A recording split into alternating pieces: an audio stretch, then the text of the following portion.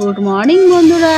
সকাল সকাল আমার আজকে রান্না নিয়ে ডেলি দিনের রুটিন, আমার রান্না, অফিস, বাড়ির কাজ।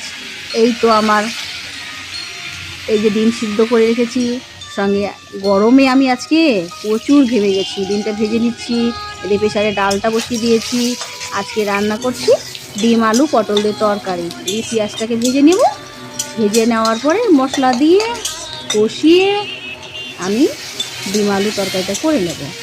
সাথে ডালটা ওদিকে রেডি হয়ে যাচ্ছে, ডিমটা কষিয়ে নিচ্ছি। এই যে ডিমের ঝোলটা রেডি হয়ে যাচ্ছে, মোটামুটি রেডি হয়ে গেছে। এদিকে ফোড়ন দিয়ে দিলাম, ডাল শুকনো লঙ্কা দিয়ে আর সর্ষা দিয়ে ফোড়ন করব।